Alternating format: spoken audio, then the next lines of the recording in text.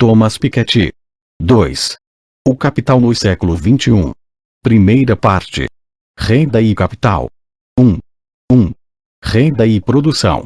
No dia 16 de agosto de 2012, a polícia sul-africana interveio num conflito entre os trabalhadores da mina de platina de Marikana, perto de Joanesburgo, e os responsáveis pela exploração dos recursos, os acionistas da companhia Lonmin, cuja sede fica em Londres.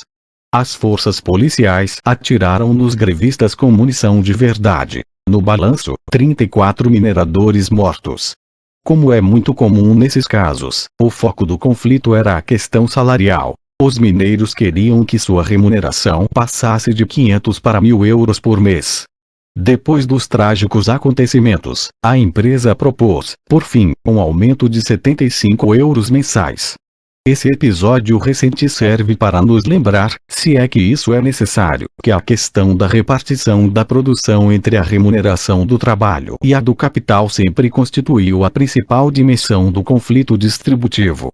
Já nas sociedades tradicionais, a tensão entre proprietário e camponês, entre aquele que possuía a terra e aquele que a cultivava, entre aquele que recebia os lucros e aquele que os possibilitava, estava no cerne da desigualdade social e de todas as revoltas e rebeliões. A Revolução Industrial parece ter exacerbado o conflito entre o capital e o trabalho, talvez por terem surgido formas de produção mais intensivas no uso de capital, máquinas, recursos naturais etc., do que no passado ou talvez, também, porque as esperanças de uma divisão mais justa e de uma ordem social mais democrática foram derrubadas. Revisitaremos esse argumento mais adiante. Em todo caso, os eventos trágicos de Marikana nos remetem, inevitavelmente, a revoltas bem mais antigas.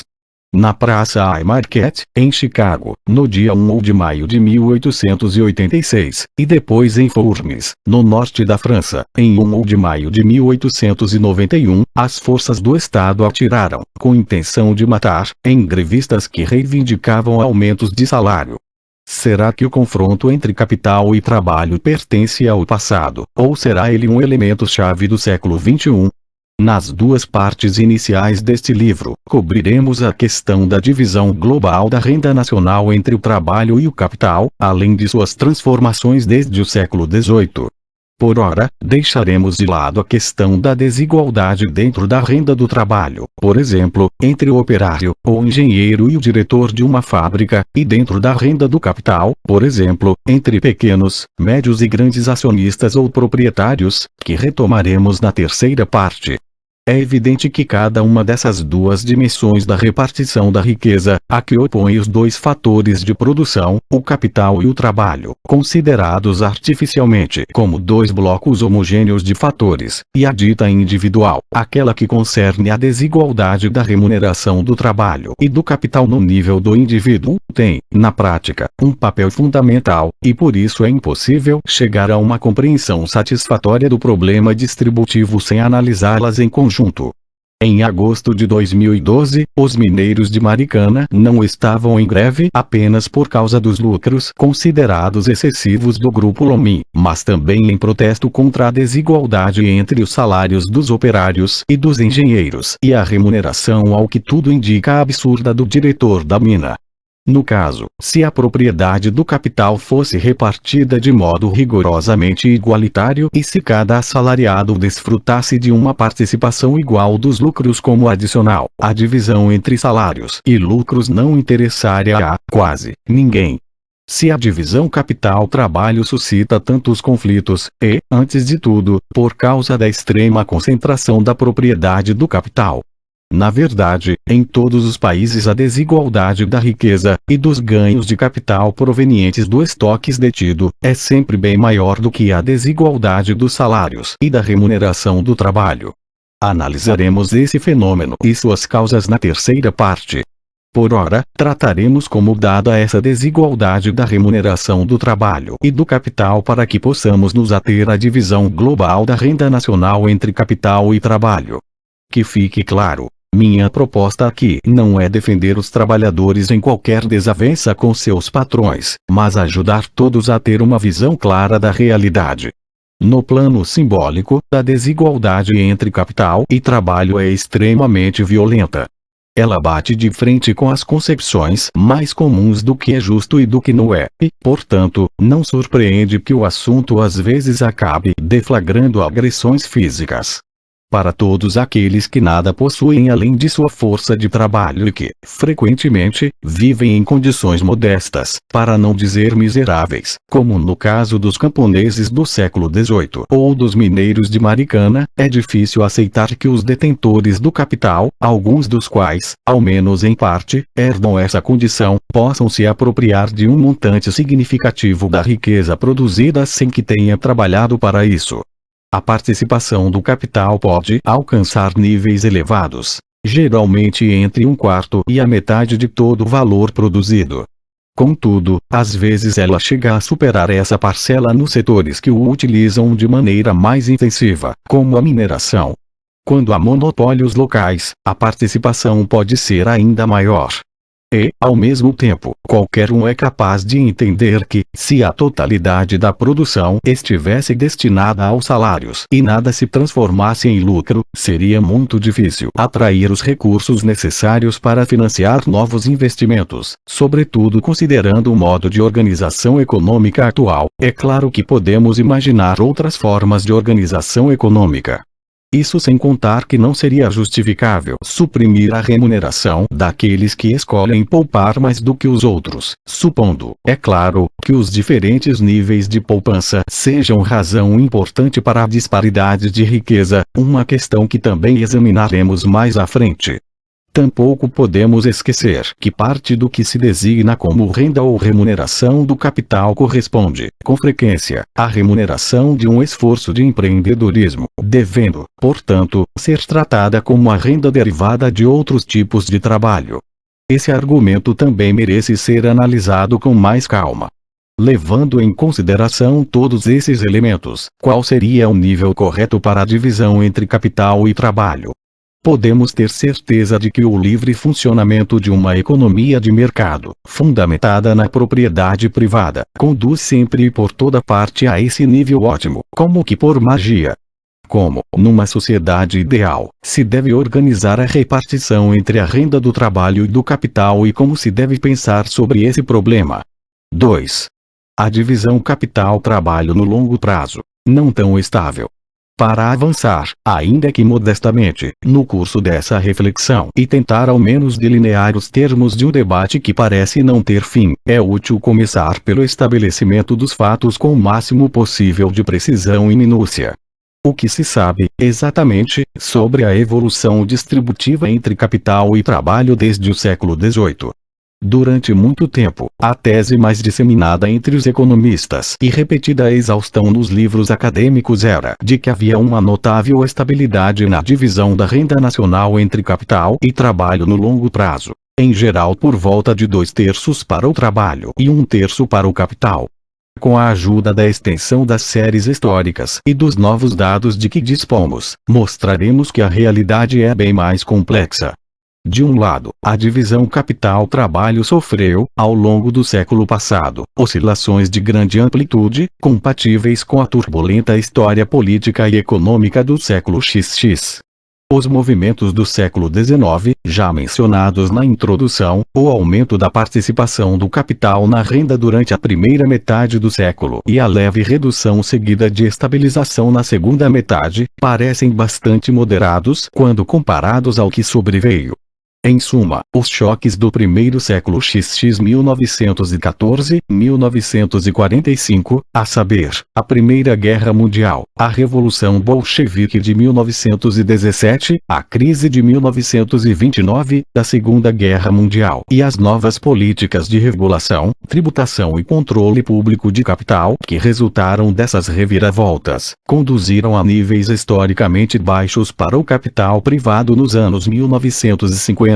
1960. O movimento de reconstituição do patrimônio se inicia com rapidez, para depois se acelerar com a Revolução Conservadora Anglo-Saxã de 1979-1980, o desmantelamento do bloco soviético em 1989-1990, a globalização financeira e a desregulamentação dos mercados nos anos 1990-2000, eventos que marcaram um ponto de virada política inverso ao que ocorrera antes. Eles permitiram que o capital privado recuperasse, no início da década de 2010, apesar da crise de 2007-2008, uma prosperidade que não se via desde 1913. Nem tudo é negativo nesse processo de reconstrução da riqueza, que é, em parte, natural e desejável. Contudo, ele mudou de forma única a perspectiva que se pode ter sobre a divisão capital-trabalho neste início do século XXI e a evolução possível ao longo das próximas décadas. Por outro lado, para além das reviravoltas do século XX, se quisermos uma perspectiva de longuíssimo prazo, a tese de uma estabilidade completa da divisão capital-trabalho tem de levar em consideração o fato de que a própria natureza do capital se transformou radicalmente, do capital fundiário, baseado na propriedade da terra do século XVIII, ao capital imobiliário, industrial e financeiro do século XXI, e, sobretudo, a ideia muito disseminada entre os economistas de que o crescimento atual provém, em larga medida, do aumento do capital humano. Tal ideia levaria, à primeira vista, a uma tendência de aumento da participação do trabalho na renda nacional, o que, no longo prazo, parece ter ocorrido, porém de forma um pouco modesta. A participação do capital, não humano, no início do século XXI é apenas ligeiramente menor do que no início do século XIX. Os níveis muito altos de capitalização patrimonial que hoje observamos nos países ricos parecem ser explicados, antes de tudo, pela volta de um regime de crescimento baixo tanto da população quanto da produtividade, combinados com uma conjuntura política que favorece claramente o capital privado. Para compreender essas transformações, a abordagem mais fecunda consiste em analisar a evolução da razão capital/renda, ou da razão entre o estoque total de capital e o fluxo anual de renda e de produção, não apenas da divisão capital-trabalho, ou da divisão do fluxo de renda e do produto entre os dois fatores de produção, tradicionalmente mais estudada no passado devido, sobretudo, à ausência de dados adequados. Todavia, antes de apresentar todos os resultados de modo detalhado, devemos proceder por etapas. A primeira parte tem por objetivo apresentar algumas noções básicas. No restante deste capítulo 1, começaremos descrevendo os conceitos de produto interno e receita nacional, bem como de capital, trabalho e a razão capital-renda. Depois, examinaremos as transformações pelas quais a divisão mundial da produção e da renda passou desde a Revolução Industrial. No capítulo 2, analisaremos a evolução geral das taxas de crescimento ao longo da história, o que terá um papel central no restante do estudo. Uma vez passada a fase preliminar do livro, teremos condições de investigar, na segunda parte, a dinâmica da razão capital/renda e da divisão capital-trabalho, ainda por etapas. No capítulo 3, analisaremos as transformações na composição do capital e na razão capital-renda desde o século XVIII, começando pelos casos do Reino Unido e da França, os mais bem documentados ao longo do tempo. O capítulo 4 introduzirá o caso da Alemanha e, sobretudo, o dos Estados Unidos, que complementam de modo útil o prisma europeu. Por fim, os capítulos 5 e 6 tentarão estender a análise para o conjunto de países ricos e, na medida do possível, para o resto do mundo. O objetivo é traçar lições para a dinâmica da razão capital-renda e para a divisão capital-trabalho em escala mundial neste início do século XXI. 3. A noção de renda nacional. Acredito que será útil começar apresentando a noção de renda nacional, conceito recorrente ao longo do livro.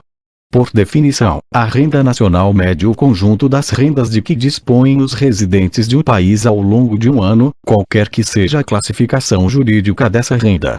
A renda nacional está intimamente ligada à ideia de produto interno bruto PIB, conceito muito usado no debate público, entretanto com duas diferenças importantes. O PIB mede o conjunto de bens e serviços produzidos ao longo de um ano dentro do território de determinado país.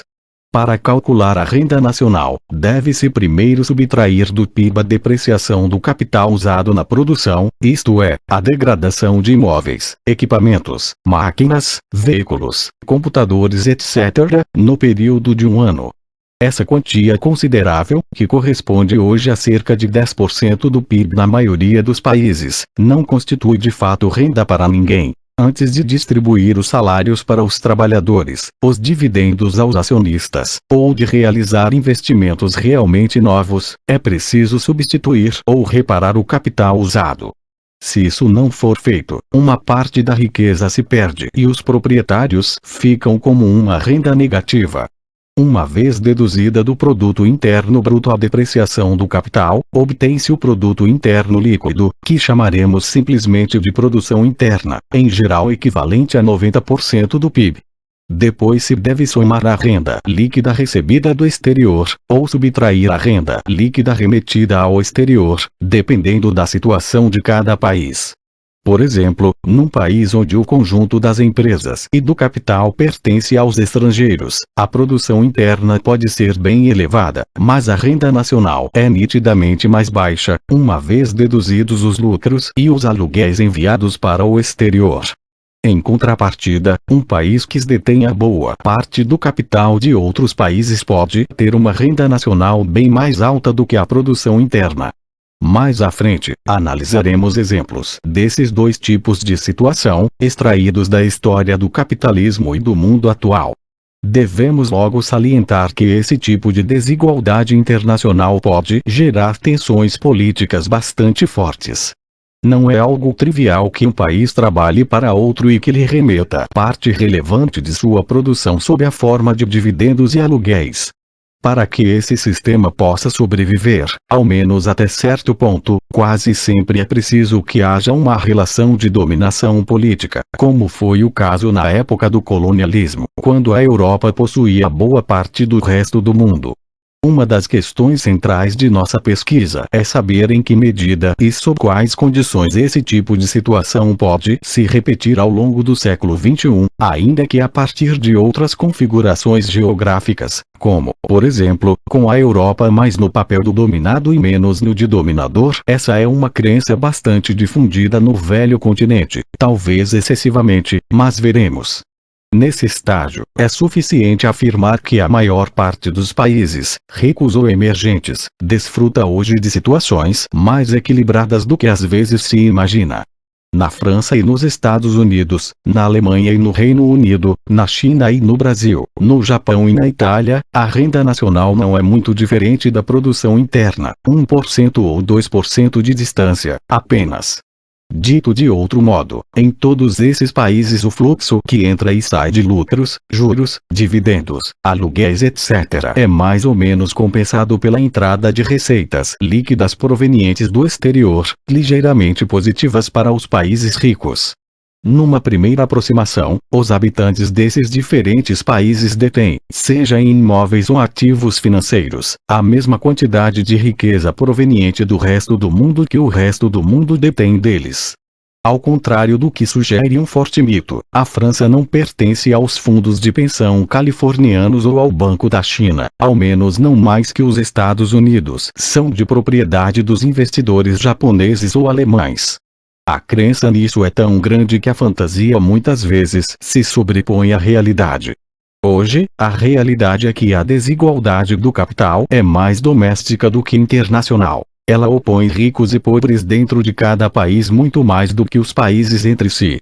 Mas nem sempre foi assim ao longo da história, e é perfeitamente legítimo se questionar sob que condições essa situação pode evoluir ao longo do século XXI, ainda que alguns países, o Japão, a Alemanha, os países exportadores de petróleo, em grau menor, a China, tenham acumulado, no passado recente, um montante considerável de créditos, menores do que durante a época colonial, por certo, face ao resto do mundo.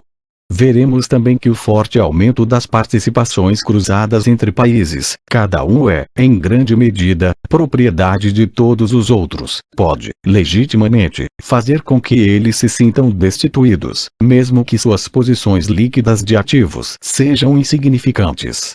Em suma, no âmbito de cada país, a renda nacional pode ser superior ou inferior à produção interna, dependendo se a renda que vem de fora é positiva ou negativa. Renda nacional igual produção interna mais renda líquida recebida do exterior. 6. No âmbito mundial, a renda recebida e a remetida para o exterior se equilibram, de modo que, por definição, a renda é igual à produção. Renda mundial igual produção mundial. Essa igualdade entre os fluxos anuais de renda e de produção é um fato conceitual e contábil, todavia, ela traduz uma realidade importante.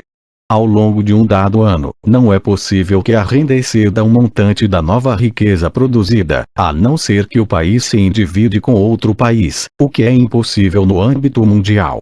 Em contrapartida, toda a produção deve ser distribuída sob a forma de renda, de uma maneira ou de outra, seja como salários, honorários, gratificações e assim por diante, isto é, pagamentos aos trabalhadores e a outras pessoas que contribuíram para o processo produtivo, rendas do trabalho, ou como lucros, dividendos, juros, aluguéis, royalties etc., que representam o pagamento dos proprietários do capital usado na produção, rendas do capital. 4. O que é o capital? Recapitulemos. Seja ao analisar as contas de uma empresa, de um país ou do mundo todo, a produção e a renda podem ser decompostas como a soma da renda do capital e do trabalho. Renda nacional igual renda do capital mais renda do trabalho. Mas o que é um capital? Quais são exatamente seus limites, suas formas, e como a sua composição se transformou ao longo do tempo? Essa pergunta, central para nossa pesquisa, será examinada em detalhes nos próximos capítulos. Mas, de todo modo, devemos esclarecer desde já alguns pontos. Antes de tudo, ao longo de todo o livro, quando falarmos de capital, sem outra especificação, excluiremos sempre aquilo que os economistas muitas vezes chamam, de modo inadequado, na minha opinião, de capital humano, ou seja, a força de trabalho, as qualificações, a formação, as capacidades individuais. No contexto deste livro, o capital é definido como o conjunto de ativos não humanos que podem ser adquiridos, vendidos e comprados em algum mercado. Assim, o capital compreende, especificamente, o conjunto formado pelo capital imobiliário, imóveis, casas, utilizado para moradia, e pelo capital financeiro e profissional, edifícios e infraestrutura, equipamentos, máquinas, patentes etc., usado pelas empresas e pela administração pública. Há inúmeras razões para excluir o capital humano de nossa definição de capital. A mais óbvia é que ele não pode pertencer a outra pessoa, tampouco pode ser comprado e vendido no mercado, ao menos não de modo permanente. Isso constitui uma diferença essencial em relação às outras formas de capital. É claro que um indivíduo pode oferecer seus serviços sob algum tipo de contrato de trabalho. Contudo, em todos os sistemas jurídicos modernos, isso só pode ser feito em caráter temporário, com limitações no horário e na abrangência dos serviços prestados. Com exceção, é claro, dos regimes de escravidão, não é possível ter plena posse do capital humano de outra pessoa, nem de seus eventuais descendentes. Nas sociedades escravocratas, é possível vender escravos e também repassá-los a outras gerações como herança, além de ser uma prática comum incluí-los no cômputo da riqueza de seu dono. Trataremos desse assunto quando estudarmos a composição do capital privado no sul dos Estados Unidos antes de 1865. Mas, salvo esse caso muito particular e, a priori, encerrado, não há sentido algum em somar os valores do capital não humano e do capital humano. Essas duas formas de riqueza desempenharam, ao longo de toda a história, papéis fundamentais e complementares no processo de crescimento e de desenvolvimento econômico, e há de ser assim no século XXI. Porém, para compreender esse processo e a estrutura da desigualdade que ele gera, é preciso distinguir as duas formas de riqueza e tratá-las em separado. O capital não humano, que neste livro chamaremos simplesmente de capital, inclui todo tipo de riqueza que, pressupõe-se, pode pertencer a indivíduos, ou a grupos de indivíduos, além de também poder ser transmitida, comprada ou vendida, de modo permanente, em algum mercado. Na prática, o capital pode pertencer a pessoas físicas e jurídicas privadas, capital privado, ou ao Estado e às administrações públicas, capital público. Existem, também, as formas intermediárias de propriedade coletiva por parte de instituições, pessoas morais, com objetivos específicos, como fundações, igrejas etc., tema que retomaremos mais à frente. Não é preciso dizer que a fronteira entre aquilo que pode pertencer às entidades privadas e aquilo que não pode muda substancialmente no tempo e no espaço, como ilustra de modo extremo o caso da escravidão. A mesma afirmativa pode ser feita para o ar, o mar, as montanhas, os monumentos históricos, o conhecimento. Certos interesses privados gostariam de poder possuí-los, às vezes alegando um intuito de promover a eficácia, e não somente de satisfazer seus próprios interesses. Contudo, não há como assegurar que isso coincida com o interesse geral. O capital não é um conceito imutável. Ele reflete o estado de desenvolvimento e as relações sociais que regem uma sociedade. 5. Capital e riqueza. Para simplificar, usaremos as palavras capital, riqueza e patrimônio de forma intercambiável, como se fossem sinônimos perfeitos. Segundo algumas definições, deveríamos reservar o uso da palavra capital para designar o estoque de riqueza acumulado pelo homem, edificações, máquinas, equipamentos etc., excluindo a terra e os recursos naturais, que a espécie humana herdou diretamente, sem ter de acumulá-los. Desse modo, a terra seria um componente da riqueza, do patrimônio, e não do capital.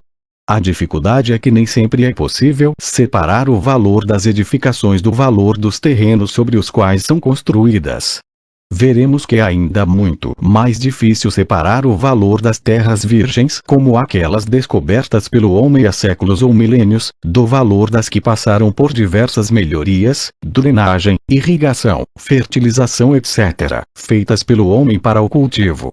Os mesmos problemas valem para os recursos naturais, petróleo, gás, os metais conhecidos como terras raras etc., uma vez que é muito complexo distinguir seu valor puro dos investimentos realizados para descobri-los e explorá-los.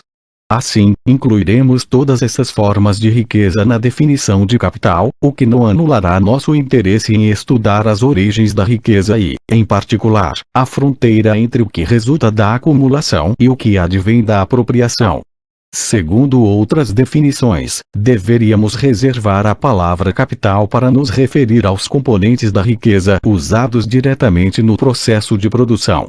Por exemplo, o ouro deveria ser considerado parte integrante da riqueza, e não um componente do capital, pois não serve a qualquer outro propósito que não seja preservar a reserva de valor. De novo, tal exclusão não nos parece nem viável. O ouro é, muitas vezes, usado como fator de produção, tanto na confecção de joias quanto na elaboração de produtos eletrônicos e na nanotecnologia, nem desejável. Todas as formas de capital sempre desempenharam um papel duplo, em parte como reserva de valor, em parte como fator de produção. Pareceu-nos, portanto, mais simples não impor distinções rígidas entre os conceitos de riqueza e de capital.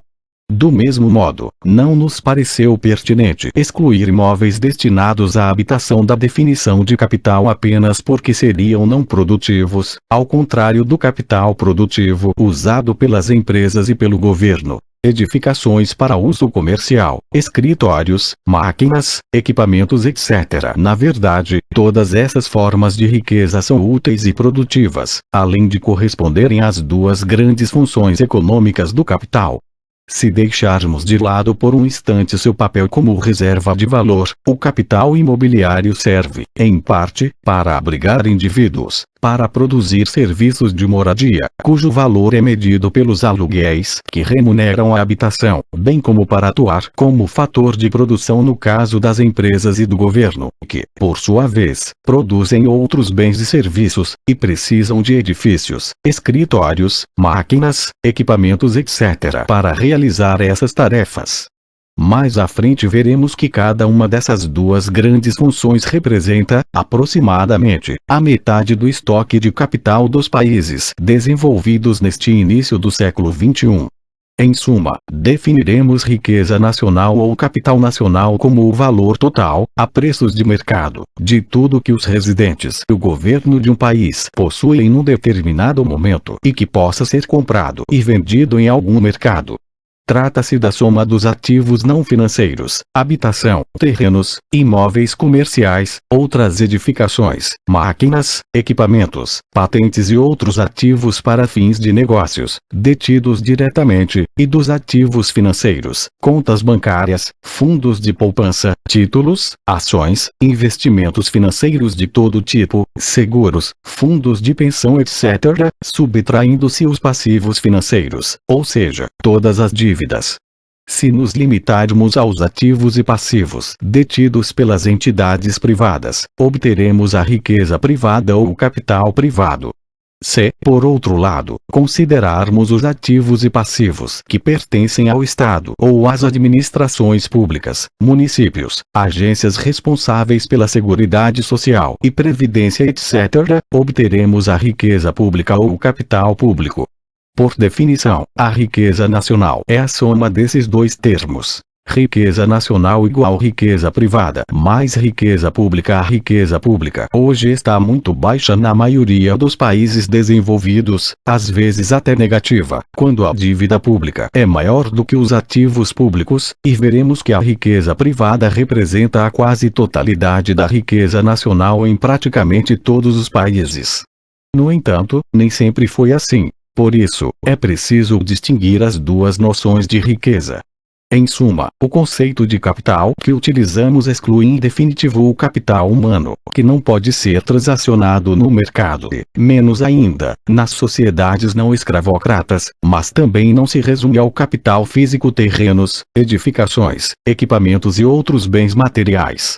Incluímos, além disso, o capital imaterial, como, por exemplo, as patentes e outros direitos de propriedade intelectual, tratados como ativos não financeiros, se os indivíduos detêm diretamente as patentes, ou como ativos financeiros, quando as entidades privadas detêm ações de empresas que são proprietárias das patentes, o que, aliás, é o caso mais comum.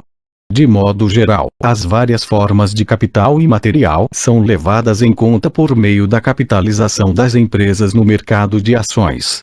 Por exemplo, o valor de mercado de uma empresa depende, muitas vezes, de sua reputação e da reputação de suas marcas, de seus sistemas de informação e de suas formas de organização, dos investimentos materiais e imateriais que realizam para adquirir visibilidade e atratividade para o que produzem, bens ou serviços, além de depender, também, dos gastos em pesquisa e desenvolvimento etc. Tudo isso se reflete nos preços das ações e dos outros ativos das empresas, e, portanto, no valor da riqueza nacional.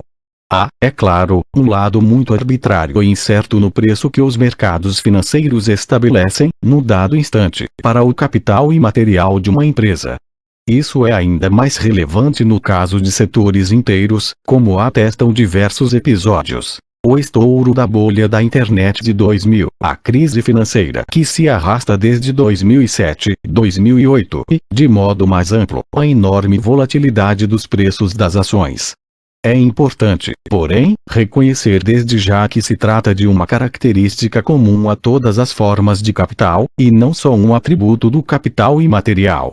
Seja um imóvel ou uma empresa, um grupo industrial ou de serviços, é sempre muito difícil pôr um preço no capital. Contudo, veremos que o nível total da riqueza nacional, ou seja, a riqueza do país em todo o seu conjunto, e não a obtida de um ou outro ativo particular, segue determinados padrões e regularidades.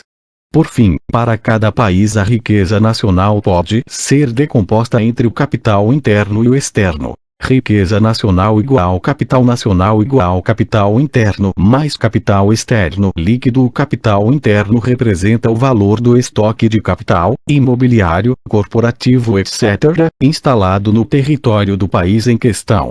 O capital externo líquido, ou ativo externo líquido, mensura o balanço patrimonial do país em relação ao resto do mundo, ou seja, a diferença entre os ativos dos países estrangeiros que pertencem aos residentes do país em questão e os ativos desse país que os outros países possuem.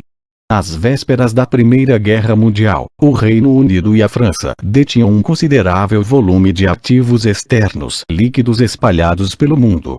Veremos que uma das características da globalização financeira desde os anos 1980, 1990 é que inúmeros países podem construir posições patrimoniais líquidas muito próximas do equilíbrio, mas mantendo posições brutas extremamente elevadas.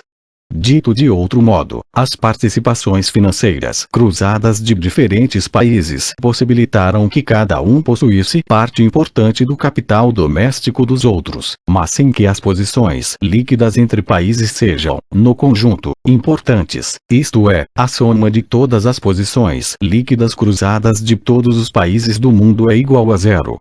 Não é preciso, portanto, dizer que no nível global todas as posições se equilibram, de modo que a riqueza mundial equivale ao capital interno de todo o planeta. 6. A razão capital-renda. Agora que definimos os conceitos de renda e capital, podemos apresentar a primeira lei elementar que os une. Comecemos pela definição da razão capital-renda. A renda é um fluxo e corresponde à quantidade de bens produzidos e distribuídos ao longo de um determinado período. Geralmente se usa o ano calendário como período de referência. O capital é um estoque e corresponde à quantidade total de riqueza existente em um dado instante. Esse estoque resulta dos fluxos de renda apropriados ou acumulados ao longo dos anos anteriores. A maneira mais natural e útil de medir a importância do capital numa sociedade consiste em dividir o estoque de capital pelo fluxo anual de renda. Essa razão capital/renda será denominada. Por exemplo, se o valor total do capital de um país for o equivalente a 6 anos de renda nacional, igual 6, ou igual 600%. Hoje em dia, nos países desenvolvidos, a relação capital/renda em geral se situa entre 5 e 6 e resulta quase unicamente do capital privado. Na França, assim como no Reino Unido, na Alemanha, na Itália, nos Estados Unidos e no Japão, a renda nacional representa cerca de 30.000 a 35.000 euros por habitante neste início dos anos 2010, enquanto o total da riqueza privada, subtraindo-se as dívidas, é tipicamente da ordem de 150.000 a 200.000 euros por habitante, isto é, entre 5 e 6 anos de renda nacional. Há variações interessantes entre os países, tanto dentro quanto fora da Europa. A relação é maior que 6 no Japão e na Itália e menor que 5 nos Estados Unidos e na Alemanha. A riqueza pública é levemente positiva em certos países e ligeiramente negativa em outros. E assim por diante. Estudaremos essas diferenças em detalhes nos próximos capítulos. Neste momento, é suficiente termos em mente essas ordens de grandeza, que nos permitem fixar as ideias. O fato de a renda nacional ser da ordem de 30.000 euros anuais por habitante, o que equivale a 2.500 euros por mês, nos países ricos nos anos 2010 não significa, claro, que todos disponham do mesmo montante. Como acontece com todas as médias, essa renda média esconde enormes disparidades. Na prática, muitas pessoas têm uma renda líquida bem inferior a 2.500 euros por mês, enquanto outras têm renda dezenas de vezes superior.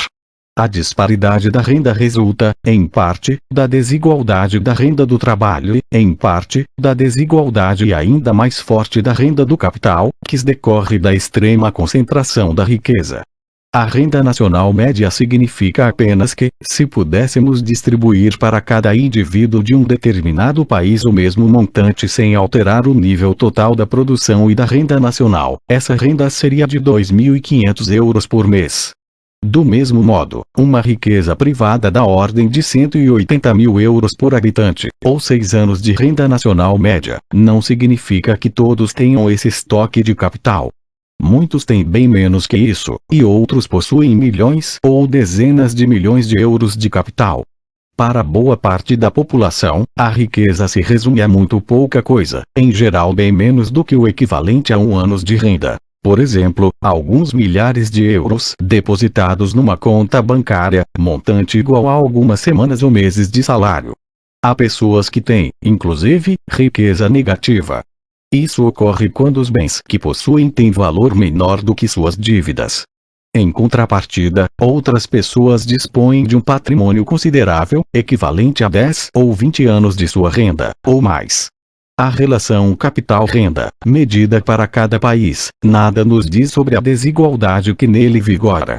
Contudo, a razão mede a importância total do capital numa sociedade, e, portanto, sua análise constitui uma precondição fundamental para o estudo da desigualdade. O objetivo central da segunda parte é precisamente compreender por que como a relação capital-renda varia entre os países e evolui ao longo da história. Para ajudar cada um a visualizar a forma concreta que a riqueza assume no mundo de hoje, cabe destacar que o estoque de capital nos países desenvolvidos se divide em duas partes aproximadamente iguais: capital relacionado à habitação e capital produtivo usado pelas empresas e pelo governo. Simplificando, em 2010 cada habitante dos países ricos tinha, em média, cerca de 30 mil euros de renda anual e em torno de 180 mil euros de patrimônio, dos quais 90 mil estavam sob a forma de imóveis para habitação e outros 90 mil euros sob a forma de ações, títulos, fundos de poupança ou outros investimentos financeiros em ativos privados ou públicos. Algumas variações interessantes entre países serão analisadas no próximo capítulo. Contudo, a princípio, a ideia de que o capital se divide em duas partes aproximadamente iguais é um ponto de referência útil. 7. A primeira lei fundamental do capitalismo, igual R. Podemos agora apresentar a primeira lei fundamental do capitalismo, que permite associar o estoque de capital e seu fluxo de renda.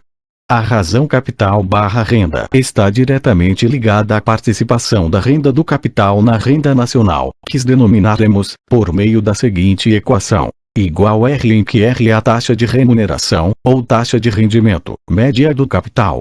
Por exemplo, se igual 600% e R igual 5%, então igual R igual 30%. Dito de outro modo, se a riqueza representa o equivalente a 6 anos de renda nacional numa sociedade e se a taxa de remuneração média do capital for de 5% por ano, a participação do capital na renda nacional é de 30%. A equação igual R é puramente uma identidade contábil.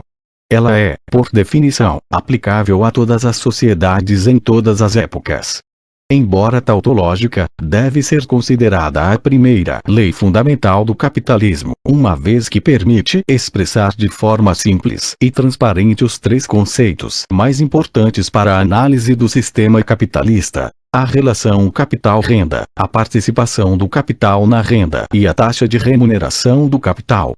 A taxa de remuneração do capital é um conceito central em inúmeras teorias econômicas, sobretudo na análise marxista, com sua tese de redução progressiva da taxa de lucro, uma previsão histórica que se revelou bastante equivocada, ainda que contenha uma intuição interessante. Esse conceito também desempenha papel fundamental em todas as outras teorias. Em todo caso, a taxa de remuneração do capital mensura aquilo que ele rende ao longo de um ano, qualquer que seja a forma jurídica da receita, lucros, aluguéis, dividendos, juros, royalties, ganhos de capital, etc., e se expressa como uma porcentagem do capital investido. Trata-se, portanto, de uma noção mais abrangente do que o conceito de taxa de lucro e bem mais ampla do que taxa de juros, ainda que leve ambas em conta. Evidentemente, as taxas de remuneração podem variar muito de acordo com o tipo de investimento que se considere. Para algumas empresas, chegam a ultrapassar 10% por ano, ou mais, enquanto outras geram perdas, taxas de remuneração negativas. A taxa de retorno média das ações chega a 7,8% durante períodos longos em vários países. A dos imóveis e dos títulos, em contrapartida, raras vezes supera 3,4%, e a taxa real de juros da dívida pública costuma ser ainda mais baixa. A equação igual R nada nos diz a respeito dessas sutilezas. Contudo, ela nos indica como os três conceitos dependem uns dos outros, o que já nos permite enquadrar os argumentos.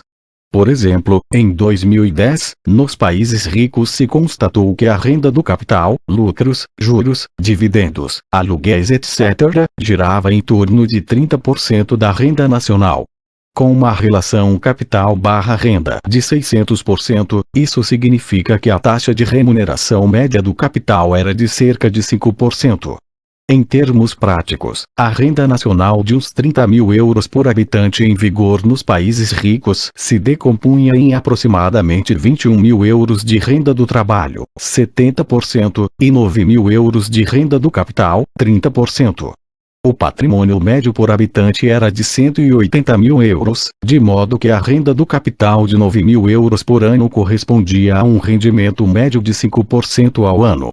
Mais uma vez, esses montantes nada mais são do que médias. Algumas pessoas conseguem obter uma renda do capital bem superior a 9 mil euros ao ano, ao passo que outras não recebem nada e ainda têm de pagar juros aos seus credores ou aluguéis aos proprietários dos imóveis que ocupam. Há ainda variações substanciais entre países.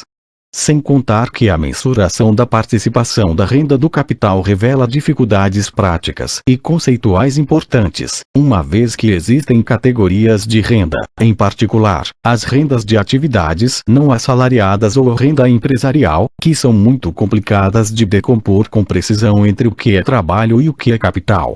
Isso pode, às vezes, falsear as comparações e torná-las equivocadas. Nessas condições, o método menos imperfeito de medir a participação do capital pode ser aplicar uma taxa de remuneração média plausível à razão capital-renda. Revisitaremos minuciosamente essas questões delicadas e essenciais ao longo do livro. No atual estágio, as ordens de grandeza mencionadas acima, igual 600%, igual 30% e R igual 5%, podem ser consideradas pontos de referência úteis. Para fixar os conceitos, podemos observar que a taxa de remuneração média da terra nas sociedades rurais tradicionais era tipicamente da ordem de 4–5%. Nos romances de Jane Austen e Balzac, o fato de a renda anual proveniente da terra, ou dos títulos da dívida pública, se situar em torno de 5% do valor desse capital, ou, ainda, de o valor desse capital corresponder a cerca de 20 anos de renda anual, era uma realidade tão presente para a época que os autores sequer precisavam explicitá-la. Cada leitor bem sabia que era necessário um montante de capital da ordem de 1 milhão de francos para produzir uma renda anual de 50 mil francos. Para os escritores do século XIX, assim como para seus leitores, a equivalência entre o patrimônio e a renda anual era tão óbvia que se passava de um conceito a outro sem que fosse preciso explicar nada, como se os dois fossem sinônimos perfeitos ou dois idiomas paralelos conhecidos por todos. Encontramos esse mesmo nível de remuneração, em torno de 4–5%, para os imóveis no começo do século XXI, e às vezes um pouco menos, sobretudo quando os preços já subiram bastante sem que os aluguéis os tenham acompanhado totalmente. Por exemplo, no início dos anos 2010, um apartamento grande de mais de 1 milhão de euros podia ser alugado em Paris por no máximo 2.500 euros ao mês, ou 30 mil euros de aluguel ao ano, o que correspondia a um retorno anual de 3% para o proprietário. Ainda assim, isso representa uma quantia considerável para um inquilino que não dispõe de nada além da renda de seu trabalho. Podemos apenas desejar que ele receba um salário alto e uma renda bem razoável para o dono do imóvel.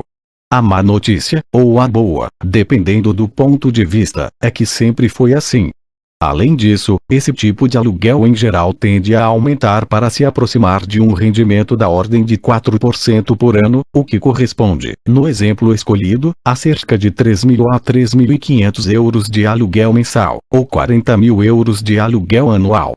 É provável, portanto, que o aluguel do inquilino aumente no futuro.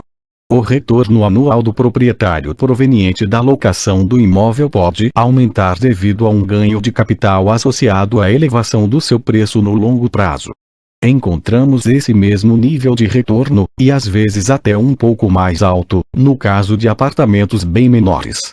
Um apartamento que vale 100 mil euros pode gerar um aluguel de 400 euros por mês, ou 5 mil euros por ano, 5% de retorno.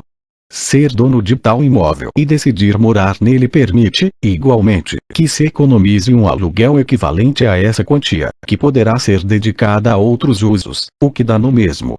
No que concerne ao capital investido nas empresas, mais arriscado por natureza, o rendimento médio é sempre maior. A capitalização das empresas cotadas na bolsa, em diferentes países, representa entre 12 e 15 anos de benefício anual, o que corresponde a uma taxa de retorno por ano, em geral antes do pagamento de impostos, entre 6% e 8%. A equação igual R permite analisar a importância do capital para um país, ou mesmo para o planeta inteiro. No entanto, ela pode também ser usada para avaliar o balanço de uma empresa específica. Por exemplo, consideremos uma empresa que use capital, escritórios, equipamentos, máquinas, no valor de 5 milhões de euros e produza o equivalente anual a 1 milhão de euros, divididos entre 600 mil euros de gastos com a folha de pagamento e 400 mil euros de lucro. A relação capital/produto dessa firma é de igual 5, seu capital equivale a 5 anos de produção, a participação do capital na sua produção é de igual 40%, e a taxa de retorno do capital é de R igual 8%. Imaginemos outra empresa, que utilize menos capital, 3 milhões de euros, mas produza a mesma quantidade, 1 milhão de euros, usando mais trabalho, 700 mil euros de salários, 300 mil de lucros. Nesse caso, a firma tem, portanto, igual 3, igual 30% e R igual 10%. A segunda empresa é menos intensiva no uso de capital do que a primeira, mas é mais lucrativa. A taxa de retorno do capital é sensivelmente maior. Em todos os países, as grandezas e R variam bastante entre as empresas. Alguns setores são mais intensivos em uso de capital do que outros. A metalurgia e a produção de energia são mais intensivas do que a indústria têxtil ou alimentar, e a indústria é mais intensiva do que o setor de serviços. Há também variações significativas entre as empresas de um mesmo setor, dependendo das escolhas de técnicas de produção e posicionamento no mercado. Os níveis de IN e R nesse ou naquele país também dependem da importância dos imóveis para habitação e dos recursos naturais disponíveis. Convém insistir que a lei igual R nada nos diz a respeito de como essas três grandezas são determinadas, nem, em particular, sobre como se determina a razão capital/renda em um país, que mede a intensidade capitalista de uma sociedade. Para avançar nessa direção, será necessário introduzir outros mecanismos e conceitos, especificamente a taxa de poupança, a taxa de investimento e a taxa de crescimento. Isso nos conduzirá à segunda lei fundamental do capitalismo, pela qual a razão de um país é tanto maior quanto mais elevada for a taxa de poupança e menor for o crescimento. Veremos isso nos próximos capítulos. Por agora, a lei igual R nos indica apenas que, quaisquer que sejam as forças econômicas, sociais e políticas que influenciem a razão capital/renda, a participação do capital e a taxa de retorno R, essas três grandezas não podem ser fixadas de modo independente umas das outras. Conceitualmente, existem 2 graus de liberdade, mas não 3. 8. A contabilidade nacional, uma construção social em andamento. Como já foram apresentados os conceitos essenciais de produção e renda, de capital e riqueza, de relação capital-renda e taxa de remuneração do capital, é chegada a hora de examinar de modo mais preciso como essas noções abstratas podem ser medidas e o que elas nos revelam sobre a evolução histórica da repartição da riqueza nas diferentes sociedades. Resumiremos brevemente as principais etapas da história da contabilidade nacional. Depois, apresentaremos em linhas gerais a transformação da divisão global da produção e da renda, assim como a evolução da taxa de crescimento demográfica e econômica desde o século XVIII, que terá papel essencial para o restante da análise. Como já mencionamos na introdução, as primeiras tentativas de medir a renda nacional e o capital nacional remontam ao fim do século XVII e ao início do século XX. Em torno de 1700, proliferaram-se muitas estimativas isoladas, ao que parece de forma independente umas das outras, tanto no Reino Unido quanto na França. Trata-se notavelmente dos trabalhos de William Petit, 1664, e Gregory King, 1696, para a Inglaterra e de Bois Guilbert, 1695, e Vauban, 1707, para a França. Essas estimativas concernem tanto ao estoque de capital nacional quanto ao fluxo anual de renda nacional. Em particular, um dos primeiros objetivos desses estudos era calcular o valor total da terra, de longe a mais importante fonte de riqueza nas sociedades agrárias da época, todas dependentes do capital financeiro derivado da produção agrícola e do rendimento fundiário. É interessante notar que os autores perseguiam com frequência um objetivo político bastante preciso, em geral sob a forma de um projeto de modernização fiscal. Ao calcular a renda e a riqueza nacionais do reino, tensionavam mostrar ao seu soberano que era possível angariar receitas consideráveis por meio de duas taxas relativamente moderadas, desde que se soubesse o conjunto das propriedades e da riqueza produzida e que se aplicasse o imposto a todos, sobretudo aos donos das terras, aristocratas ou não. Esse objetivo era evidente no projeto de Dime Royale, projeto para um imposto real, publicado por Vauban, mas ficou ainda mais claro nos textos de Bois Guilbert e Gregory King, e não tão claro em William Petit. Novas tentativas de mensuração desse tipo se realizaram ao fim do século XVIII, em particular na época da Revolução Francesa, com a publicação em 1791 das estimativas contidas em Richesse territoriale du Royaume de France, riqueza territorial do Reino da França, por Lavoisier, que mapeou anos de 1789. E, de fato, o sistema fiscal instituído, baseado no fim dos privilégios da nobreza e numa taxa sobre a propriedade da terra que abarcava o conjunto dessa riqueza, se inspirou muito em tais trabalhos, que foram amplamente utilizados para estimar as receitas dos novos impostos. Todavia, foi sobretudo no século XIX que se multiplicaram as estimativas da riqueza nacional. Dos anos 1870 aos 1900, Robert Giffen atualizou regularmente os cálculos sobre o estoque de capital do Reino Unido, que ele comparou às estimativas feitas por outros autores nos anos 1800, 1810, em particular por Cockwood.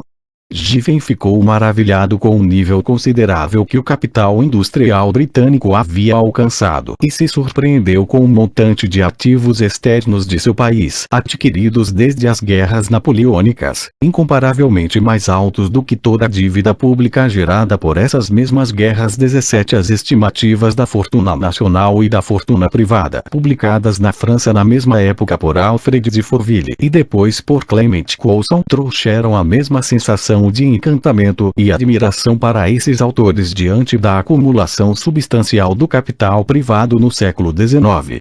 A prosperidade privada nos anos 1870, 1914 é uma evidência óbvia para todos. Para os economistas da época, tratava-se de medir a riqueza e, é claro, comparar os diferentes países. A rivalidade franco-inglesa sempre existiu.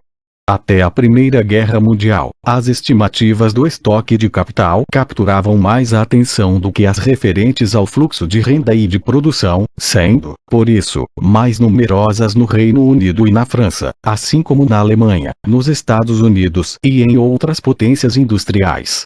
Na época, ser economista significava, acima de tudo, ter a capacidade de mensurar o capital nacional de seu país. Tratava-se quase de um rito de iniciação. Teríamos, porém, de esperar o período entre as duas guerras mundiais para que as contas nacionais fossem elaboradas e estabelecidas numa base anual. Estimativas anteriores eram feitas apenas para anos isolados, às vezes afastados por décadas sem qualquer informação que os unisse, como ilustram os cálculos de Giffen para o capital nacional do Reino Unido no século XIX. Nos anos 1930, 1940, graças às melhorias das fontes estatísticas primárias, surgiram as primeiras séries anuais de renda nacional, remontando, de forma geral, até o início do século XX ou as últimas décadas do século XIX. Nos Estados Unidos, elas foram elaboradas por Kuznets e Kendrick. No Reino Unido, por Bovley Clark. E, na França, por Duguet de Bernonville. Depois, passada a Segunda Guerra Mundial, as agências econômicas e estatísticas é que fizeram as vezes de pesquisadores, desbancando os economistas, e começaram a compilar e publicar séries anuais oficiais do Produto Interno Bruto e da Renda Nacional. Tais séries são atualizadas até os dias de hoje. Em comparação com o período pré-Primeira Guerra Mundial, as preocupações mudaram por completo. A partir dos anos 1940, 1950, tratava-se, especialmente, de responder ao trauma da crise dos anos 1930, durante a qual os governos não dispunham de estimativas anuais confiáveis do nível de produção.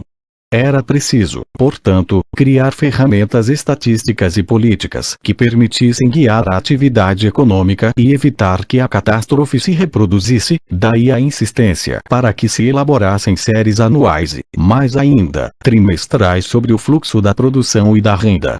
As estimativas do estoque de riqueza nacional, tão prestigiadas até 1914, passaram para o segundo plano, sobretudo depois do caos político e econômico dos anos 1914, 1945, que lhes ofuscou o sentido.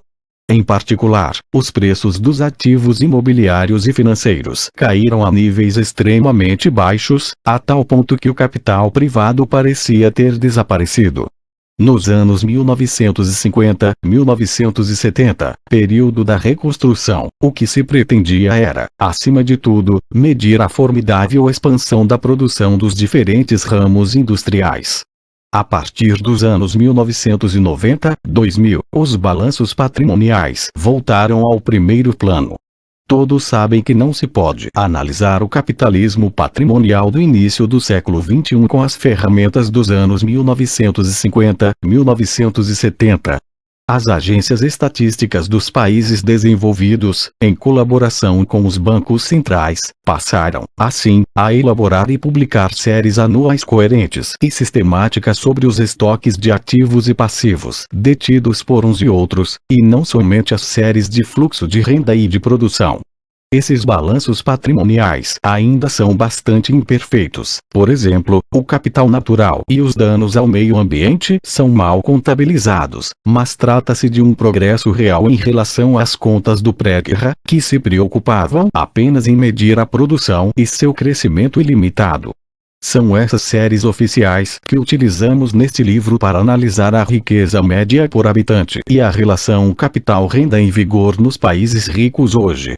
Dessa breve história da contabilidade nacional resulta uma conclusão clara. As contas nacionais são uma construção social, em estado de constante evolução, refletindo sempre a preocupação de uma época. As cifras publicadas não devem ser tomadas como fetiche. Quando se diz que a renda nacional de um país é de 31 mil euros por habitante, é evidente que tal cifra, como todas as estatísticas econômicas e sociais, deve ser tratada como uma estimativa, uma construção, e não uma certeza matemática. Trata-se apenas da melhor mensuração de que dispomos. As contas nacionais constituem a única tentativa sistemática e coerente de analisar a atividade econômica de um país. Portanto, devem ser consideradas uma ferramenta útil de investigação, limitada e imperfeita, uma maneira de juntar e organizar dados muito díspares. Em todos os países desenvolvidos, hoje as contas nacionais são elaboradas pelas agências estatísticas e econômicas, além dos bancos centrais, a partir dos balanços e das contas detalhadas de empresas financeiras e não financeiras e de diversas outras fontes e pesquisas estatísticas. Não temos razão alguma, a priori, para pensar que os funcionários envolvidos nesse trabalho não façam seu melhor esforço para identificar incoerências entre as diferentes fontes e chegar às melhores estimativas possíveis. Desde que usemos os dados com cautela e espírito crítico, e desde que os completemos quando estiverem incorretos ou forem falhos, por exemplo, os dados relativos aos paraísos fiscais, as contas nacionais são uma ferramenta indispensável para estimar o volume global de renda e riqueza. Em particular, veremos na segunda parte que é possível obter uma análise coerente da evolução histórica da relação capital-renda, juntando e comparando minuciosamente as estimativas de riqueza nacional compiladas por diversos autores do século XVIII ao início do século XX e relacionando-as com os balanços patrimoniais oficiais do fim do século XX ao começo do século XXI. Além da ausência de perspectiva histórica, a outra grande limitação das contas nacionais oficiais é que elas se preocupam apenas com a construção de dados agregados e de médias, e não com o recorte da desigualdade. Outras fontes têm de ser mobilizadas para dividir a renda e a riqueza a fim de se estudar a desigualdade. Esse é o objeto da terceira parte. Dito isso, para a análise histórica da riqueza e da desigualdade, as contas nacionais constituem um elemento essencial das investigações apresentadas nesta obra. 9. A divisão mundial da produção. Comecemos por analisar a evolução da divisão mundial da produção, que é relativamente conhecida, ao menos desde o início do século XIX. Para os períodos mais antigos, as estimativas são aproximações, embora ainda assim permitam traçar linhas gerais e tendências, graças ao notável trabalho histórico de Angus Maddison, e sobretudo porque a evolução do conjunto é um tanto simples.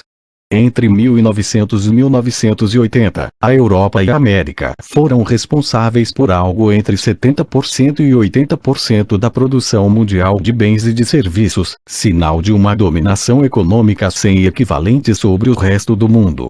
Essa participação caiu sistematicamente a partir dos anos 1970, 1980. Em 2010, chegou a 50%, cerca de um quarto para cada continente, nível semelhante ao de 1860. O mais provável é que ela continue caindo, podendo retornar, ao longo do século XXI, a algo equivalente a 20-30%. Esse nível já vigorava no início do século XIX, e seria condizente com o peso da Europa e da América em relação à população mundial. Ver gráficos 1 e 2. O PIB europeu representava 47% do PIB mundial em 1913 e 25% em 2012. A população da Europa representava 26% da população mundial em 1913, contra 10% em 2012. O PIB por habitante na Ásia e África saltou de 37% da média mundial em 1950 para 61% em 2012. Dito de outro modo, o avanço alcançado pela Europa e pela América ao longo da Revolução Industrial lhes permitiu, por muito tempo, ter um peso de 2 a 3 vezes maior na produção do que na população mundial, simplesmente porque a produção por habitante era de 2 a 3 vezes maior do que a média global. Tudo leva a crer que essa fase de divergência da produção por habitante em escala mundial tenha terminado e que estejamos adentrando uma fase de convergência. Contudo, essa recuperação está longe do fim. Ver gráfico 1.3. Seria demasiado prematuro anunciar o término desse processo com precisão, sobretudo porque turbulências políticas e econômicas na China e em outras partes do mundo não podem ser descartadas. 10. Dos blocos continentais aos blocos regionais. O padrão descrito até aqui é bem conhecido. No entanto, merece ser refinado e aprimorado em vários aspectos.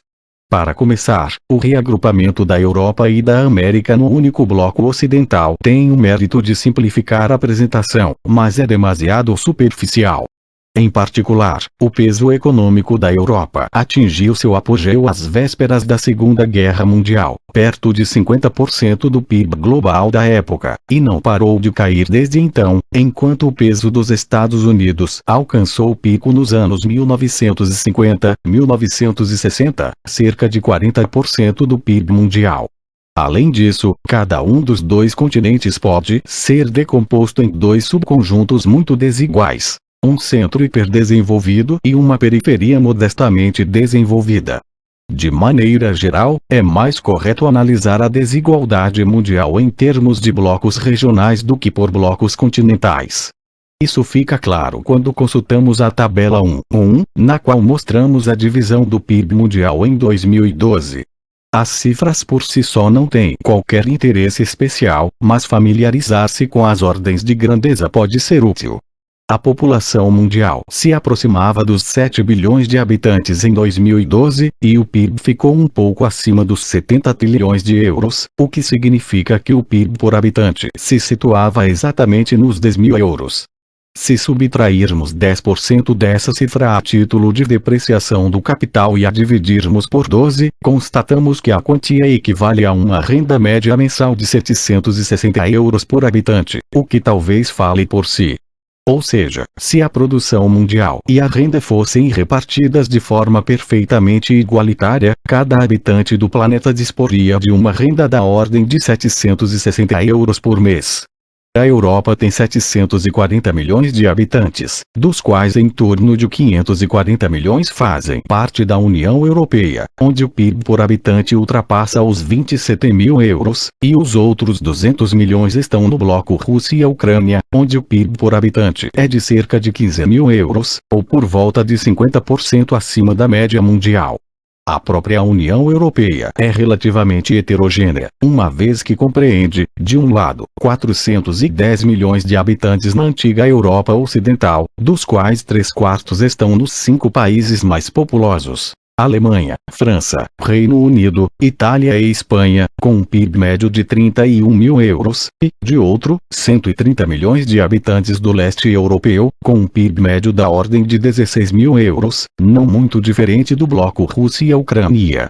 A América é igualmente dividida em 2 conjuntos bem distintos de países, ainda mais desiguais do que o centro e a periferia europeia. O bloco Estados Unidos-Canadá, com 350 milhões de habitantes e 40.000 euros de PIB por habitante, e a América Latina, com 600 milhões de habitantes e 10.000 euros de PIB por habitante, exatamente a média mundial. A África subsaariana, com 900 milhões de habitantes e um PIB de apenas 1.800 bilhões de euros, 1,8 trilhão, menor do que o PIB da França, de 2.000 bilhões ou 2 trilhões de euros, é a zona econômica mais pobre do mundo, com 2.000 euros de PIB por habitante. A Índia está um pouco acima disso, e o norte da África, bem acima, ao passo que a China está melhor ainda. Com 8.000 euros de PIB por habitante, a China de 2012 não se encontra muito distante da média mundial. O Japão tem um PIB por habitante equivalente ao dos países europeus mais ricos, em torno de 30.000 euros, mas sua população é tão pouco representativa na Ásia que ele não influencia em nada a média continental, muito próxima do PIB por habitante chinês. O PIB mundial, estimado em paridade do poder de compra, era de 71.200 bilhões de euros em 2012. A população mundial era de 7.050 milhões de habitantes. Assim, o PIB por habitante era de 10.100 euros, equivalente a uma renda por habitante de 760 euros por mês. Todos os valores foram arredondados para a dezena ou centena mais próxima. 11. A desigualdade mundial, de 150 euros por mês a 3.000 euros por mês. Para resumir, a desigualdade mundial contrasta países cuja renda média por habitante é da ordem de 150, 250 euros por mês, África subsaariana e Índia, com países onde a renda média por habitante alcança um patamar entre 2.500, 3.000 euros por mês, Europa Ocidental, América do Norte, Japão, ou seja, onde as pessoas ganham 20 vezes mais. A média global, que corresponde aproximadamente ao nível da China, situa-se em torno de 600, 800 euros mensais. Essas ordens de grandeza são significativas e merecem ser guardadas na memória. É preciso salientar, todavia, que são afetadas por margens de erro significativas. É sempre muito mais difícil medir a desigualdade entre nações, ou entre épocas diferentes, do que dentro de um determinado país. Por exemplo, a desigualdade global seria notavelmente mais marcada se utilizássemos as taxas de câmbio nominais e não as paridades do poder de compra, como fizemos aqui. Para apresentar essas duas noções, consideremos, primeiro, o caso da taxa de câmbio euro-dólar. Em 2012, um euro valia, em média, $1,30 nos mercados de câmbio globais. Um europeu que tivesse 1.000 euros de renda podia ir ao banco e trocá-los por 1.300 dólares. Se ele decidisse gastar o dinheiro nos Estados Unidos, seu poder de compra seria, efetivamente, de 1.300 dólares. Contudo, de acordo com as pesquisas oficiais, chamadas de ICP, os preços são, em média, mais altos na zona do euro do que nos Estados Unidos, cerca de 10% mais altos, de modo que o poder de compra desse europeu, se ele decidisse gastar o dinheiro na Europa, seria mais próximo de uma renda americana de 1.200 dólares. Disse, portanto, que a paridade do poder de compra é de 1,20 dólar por euro, e foi essa paridade que utilizamos para converter o PIB americano em euros na tabela 1.1. Procedemos da mesma forma para os outros países. Dessa maneira, é possível comparar os diferentes PIBs sob a ótica do poder de compra que eles de fato oferecem aos seus habitantes, que, normalmente, gastam a maior parte da sua renda nos seus países de origem, e não no exterior. A outra vantagem de usar as paridades do poder de compra é que elas são mais estáveis do que as taxas de câmbio nominais, ou taxas de câmbio correntes. Na verdade, as taxas de câmbio nominais refletem não só o estado da oferta e da demanda pelos bens e serviços que os diferentes países transacionam, como também as estratégias de alocação de recursos dos investidores internacionais, as expectativas mutantes sobre a estabilidade política e financeira desse ou daquele país, sem falar das oscilações por vezes caóticas da política monetária em diferentes lugares. As taxas de câmbio nominais podem, portanto, ser extremamente voláteis, como ilustram as fortes flutuações do dólar ao longo das últimas décadas. A taxa de câmbio foi de mais de 1,30 dólar por euro nos anos 1990 para menos de 0,90 dólar em 2001, antes de disparar para cerca de 1,50 em 2008, caindo para 1,30 em 2012. Durante esse tempo, a paridade do poder de compra aumentou suavemente, de cerca de 1 dólar por euro no início dos anos 1990 para em torno de 1,20 dólar por euro no início de 2010, ver o gráfico 1.4. Em 2012, o euro valia 1,30 dólar a taxa de câmbio nominal, mas 1,20 dólar considerando-se a paridade do poder de compra. Contudo, a despeito dos melhores esforços das organizações internacionais responsáveis pelas pesquisas ICP, é preciso reconhecer que essas paridades do poder de compra permanecem imprecisas, com uma margem de erro da ordem de 10%, às vezes até mais, mesmo entre países com níveis de desenvolvimento comparáveis. Por exemplo, na última pesquisa disponível, constata-se que certos preços são efetivamente mais altos na Europa, como energia, alojamento, hotéis e restaurantes, embora outros sejam mais baixos, como saúde e educação. 27 Em princípio, as estimativas oficiais ponderam os vários preços em função do peso de diversos bens e serviços no orçamento médio de cada país, mas é bastante evidente que esses cálculos não podem ser perfeitamente precisos, até porque as diferenças de qualidade entre os serviços prestados são muito difíceis de medir. Em todo caso, é importante sublinhar que cada um desses índices de preços mede diferentes aspectos da realidade social.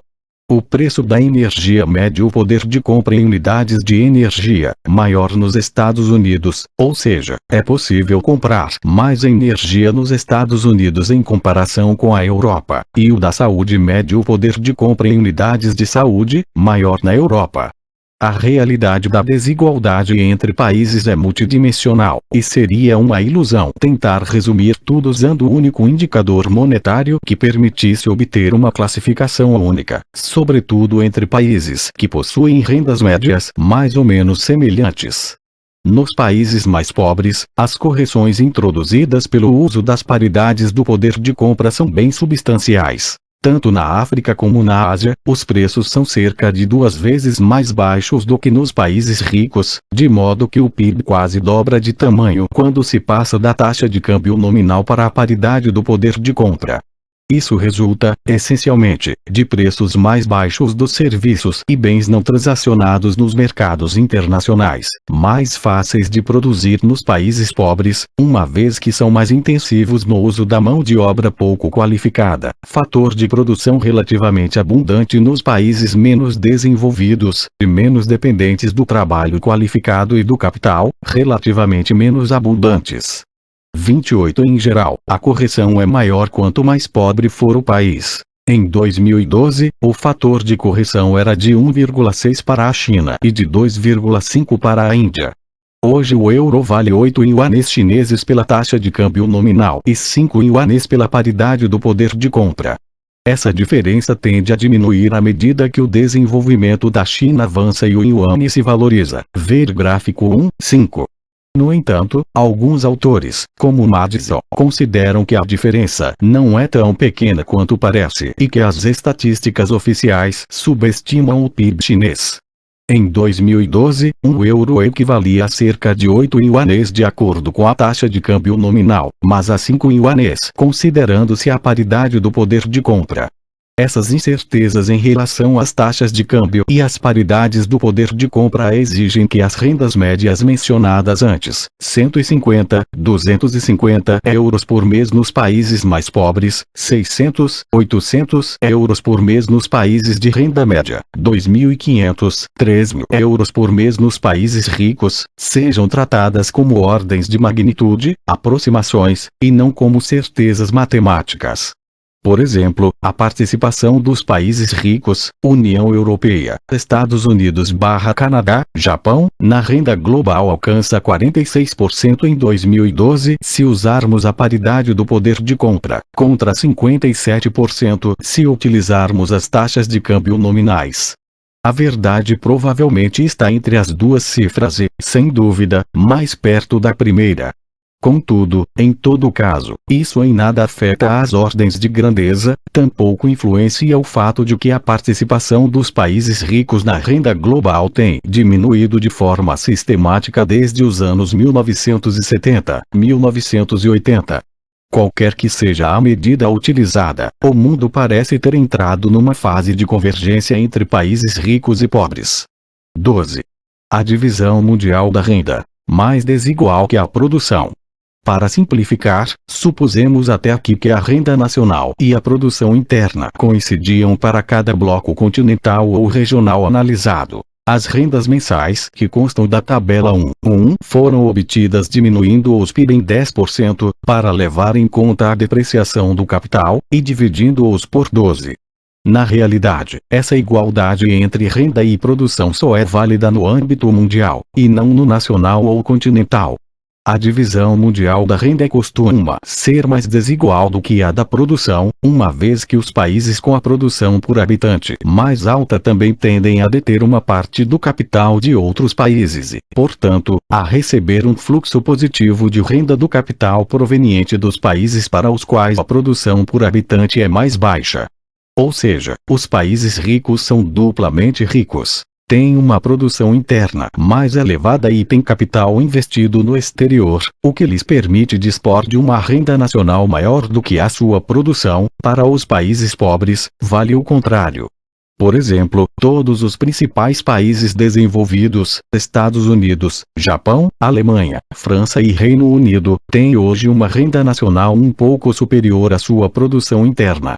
Como já salientamos, a renda líquida proveniente do exterior é ligeiramente positiva e não provoca modificações radicais no nível de vida desses países. Ela representa um montante de 1% a 2% da produção interna dos Estados Unidos, da França e do Reino Unido e de 2% a 3% da produção interna do Japão e da Alemanha.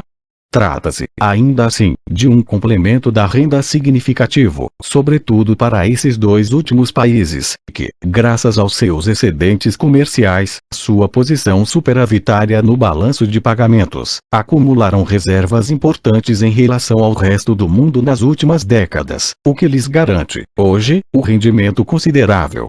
Deixando de lado os países mais ricos para examinar os blocos continentais, considerados em conjunto, é possível observar situações bem próximas do equilíbrio. Tanto na Europa como na América e na Ásia, os países mais ricos, em geral, situados no norte do continente, recebem um fluxo positivo de renda do capital, em parte compensado pelo fluxo que enviam para outros países, em geral, mais ao sul ou ao leste, de modo que, no âmbito continental, a renda nacional e a produção interna são quase iguais, com uma diferença de menos de 0,5%. 32 A única situação de desequilíbrio continental é a África, que pertence, estruturalmente, a outros continentes. Em termos práticos, de acordo com os balanços de pagamentos no nível mundial, elaborados todos os anos desde 1970 pelas Nações Unidas e por outras organizações internacionais, Banco Mundial, FMI, a renda nacional de que dispõem os habitantes do continente africano é sistematicamente inferior a 5% da sua produção interna. A diferença excede 10% para certos países. Com uma participação do capital de 30% na produção, isso significa que quase 20% do capital africano está nas mãos de proprietários estrangeiros, como os acionistas londrinos das minas de platina de Maricana, que mencionamos no início do capítulo. É importante ter em mente o que uma cifra como essa significa na prática.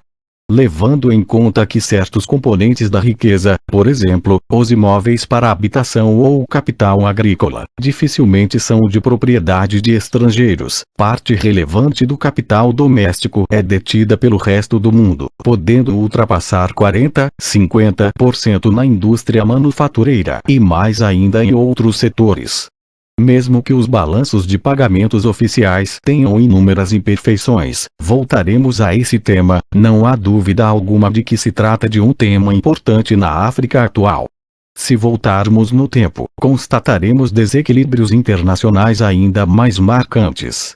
Às vésperas da Primeira Guerra Mundial, a renda nacional do Reino Unido, principal investidor global, era 10% mais alta do que sua produção interna. A diferença superava os 5% na França, a segunda potência colonial e segundo investidor global, e se aproximava disso na Alemanha, cujo império colonial era insignificante, mas onde o desenvolvimento industrial permitia uma forte acumulação de créditos em relação ao resto do mundo. Uma parte desses investimentos britânicos, franceses e alemães era realizada em outros países europeus ou na América, e outra parte na Ásia e na África. No total, é possível estimar que as potências europeias detivessem, em 1913, entre um terço e a metade do capital doméstico asiático e africano, e mais de 3/4 do capital industrial. 13. Quais forças favorecem a convergência entre países? Em princípio, o mecanismo por meio do qual os países ricos possuem uma parte dos países pobres pode ter repercussões eficazes para a convergência. Se os países ricos estiverem tão cheios de poupança e de capital que esses já não servem para nada além de construir mais imóveis ou instalar mais uma máquina na fábrica, disse, nesse caso, que a produtividade marginal do capital, ou seja, a produção suplementar possibilitada por uma unidade adicional de capital, é muito baixa, pode ser mais eficaz que invistam uma parte desses recursos nos países pobres. Dessa maneira, as nações ricas, ou ao menos os habitantes que detenham capital excedente, obterão uma taxa de retorno melhor, e os países pobres poderão reduzir o atraso na produtividade. Esse mecanismo, baseado na livre circulação dos fluxos de capitais e na equalização da produtividade marginal do capital no âmbito mundial, é, de acordo com a teoria econômica clássica, o fundamento do processo de convergência entre países e da redução progressiva da desigualdade ao longo da história, graças às forças do mercado e da concorrência. Essa teoria otimista tem, entretanto, dois grandes defeitos. Em primeiro lugar, do ponto de vista estritamente lógico, esse mecanismo não garante de modo algum a convergência da renda por habitante no âmbito mundial. Na melhor das hipóteses, pode levar à convergência do produto por habitante, desde que haja livre mobilidade de capital e, sobretudo, uma equalização completa dos níveis de qualificação da mão de obra e do capital humano entre países, o que não é pouca coisa. Em todo caso, essa convergência da produção não implica de modo algum que o mesmo ocorra com a renda. Uma vez que os investimentos tenham sido realizados, é sempre possível que os países ricos continuem a possuir os países pobres de forma permanente, chegando a alcançar proporções massivas, de tal modo que a renda nacional dos países ricos seja eternamente superior à dos pobres, que continuariam, para todo sempre, a enviar uma parte do que produzem aos seus proprietários, como acontece com a África há muitas décadas. Para determinar em que amplitude esse tipo de situação pode se produzir, veremos que é preciso comparar as taxas de retorno do capital que os países pobres devem desembolsar para os ricos com as taxas de crescimento de uns e de outros. Para avançar por essa via, teremos de compreender primeiro a dinâmica da relação capital/renda no âmbito de um país específico. Em segundo lugar, do ponto de vista histórico, o mecanismo da mobilidade de capital não parece ter sido o fator que permitiu a convergência entre os países, ou, ao menos, não o fator principal.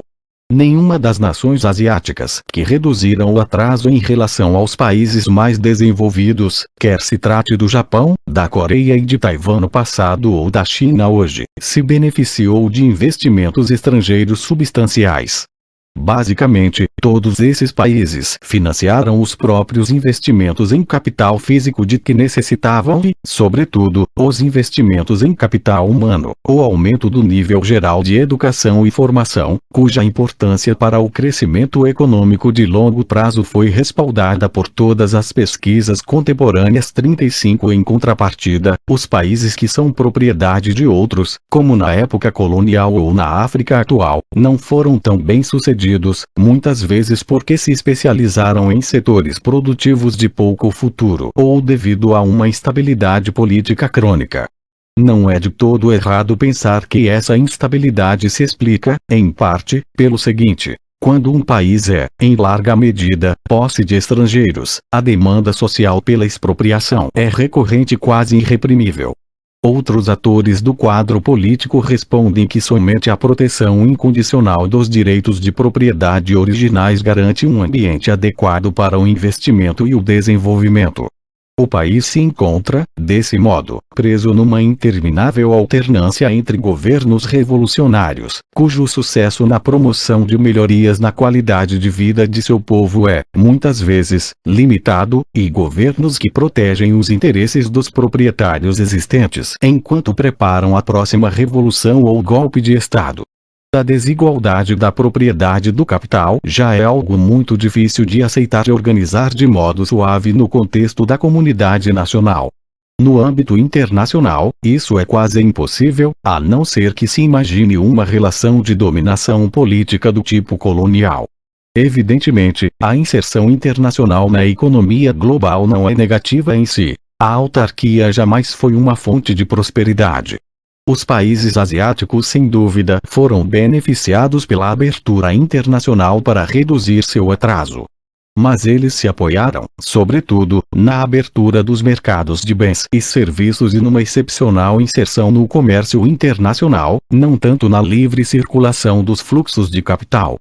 A China, por exemplo, pratica até hoje o controle de capitais. Não se pode investir livremente no país, mas isso não impede a acumulação de capital, uma vez que a poupança interna é suficiente. O Japão, assim como a Coreia e Taiwan, financiou o investimento usando os recursos de sua própria poupança. Os estudos disponíveis mostram, também, que a maior parte dos ganhos provenientes da abertura do comércio internacional advém da difusão do conhecimento e do aumento dinâmico da produtividade que resultam da abertura, e não dos ganhos estáticos relacionados à especialização. Esses parecem ser relativamente modestos. 36 Em suma, a experiência histórica sugere que o principal mecanismo que permite a convergência entre países é a difusão do conhecimento, tanto no âmbito internacional quanto no doméstico. Ou seja, as economias mais pobres diminuem o atraso em relação às mais ricas na medida em que conseguem alcançar o mesmo nível de conhecimento tecnológico, de qualificação da mão de obra, de educação, e não ao se tornarem propriedade dos mais ricos. Esse processo de difusão do conhecimento não cai do céu. Muitas vezes ele é acelerado pela abertura internacional e comercial. A autarquia não facilita a transferência tecnológica e, sobretudo, depende da capacidade desses países de mobilizar os financiamentos e as instituições que permitam investir vastos montantes na formação de seu povo. Tudo isso sob as garantias de um contexto jurídico para os diferentes atores. Ele está, portanto, intimamente relacionado ao processo de construção de uma potência pública, um governo, legítima e eficaz. Essas são as principais lições, brevemente resumidas, que podem ser extraídas da investigação histórica da evolução do crescimento mundial e da desigualdade entre países.